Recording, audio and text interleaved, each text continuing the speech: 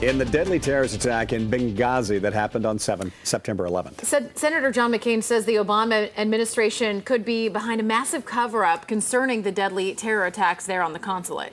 Yeah, and as he questions how President Obama handled the consulate attack, he's also questioning the commander-in-chief's ability to effectively lead. Listen in. When you look at the warnings, the two attacks on our consulate, the warnings by our ambassador, Chris Stevens, the last message he wrote before he was murdered was talking about the security requirements that were necessary. Why didn't the President of the United States know about it? Maybe it was one of the briefings that he didn't attend. But the point is, the President should have known about it. Action should have been taken. Then during it, obviously, there's information that the CIA people were ordered to stand down 3 times, and then afterwards, of course, that's really where I think people are infuriated. To go out and say something that was totally false, totally false. There was no mob, there was no demonstration, and these surveillance information that you're talking about, both from the drone and they got them from the consulate, they're now classified as top secret. We've asked for those. Congress has a right to know. The American people have a right to know. All right, some very strong words from Senator McCain. So U.S. Representative Duncan Hunter is joining us live now to discuss what is going on with all of this. Good morning. You've been a supporter of the president behind this. Yeah. You know, in the very beginning, things like this happen, especially overseas, especially in these really dangerous areas. Things blow up like this all the time, and to Monday morning quarterback isn't fair, especially during election season. So I've placed the blame, frankly, on the ambassador himself for not having the right security and not requesting the right security, and then on the State Department. It's not the president's fault that this happened the way it did. This should have been handled at much lower echelons. But here's what has happened now. New information has come to light that during this 7-hour firefight, the president said that he literally said this, that he directed his people, the military and the CIA, to protect American lives and to do whatever they needed to do. So we've asked those generals that are in charge, the European Command General, the African Command General, hey, did you guys disobey a direct order from the Secretary of Defense or from the President of the United States? And their answer was no, we never got a directive to do anything. So that leaves us wondering then, during this 7-hour firefight, two Navy SEALs, former Navy SEALs, were killed at the end of this firefight. So we had 7 hours to respond. We had special operations 2 hours away, and you had Americans on the ground in the embassy, in this consulate, fighting for their lives, asking.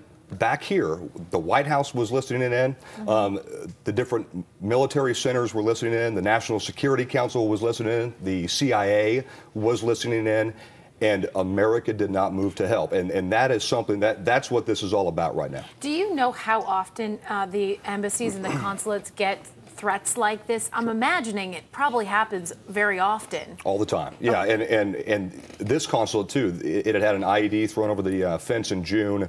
Even this consulate had been attacked, but that's a reason too where they probably should have had more security than they had originally. Okay, so and then you were talking about the timeline. When was the White House informed of what exactly was going on? Long before it actually happened? Immediately. It was about 9 o'clock that evening. Okay, and then they broke into the ambassador's place. He probably died from smoke inhalation.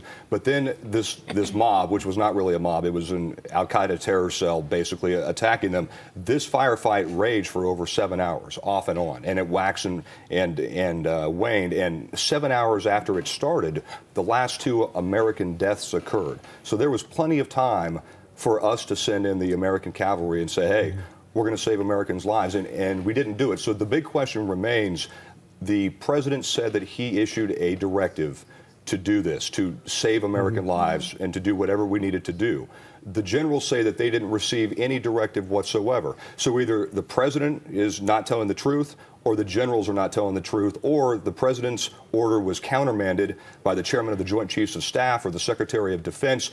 We just want to find out what it is. If you think back to the Osama bin Laden death, which we did, we had the information within days. In fact, we knew that it was SEAL Team 6. I mean, everybody was talking about exactly how this thing went down, and here it's been almost 2 months, and we still can't find out what's happening. What about the other question that it took the administration days, if not a week or more, to tell the American public that it really was a terrorist attack and not something that was a reaction? I think that's politics, and I think that that's, you know, I think that that's separate from the military chain of command problems and the, let's say, untruths that are happening here on that side of the case. But yeah, I think that the president's judgment was clouded by ideology as opposed to factual information on the ground, that this was in fact an al-Qaeda attack, not some unruly mob of protesters and students that was upset because of some video on YouTube, which probably 95% of the country can't get because they don't have internet access. So I would guess that that was something that was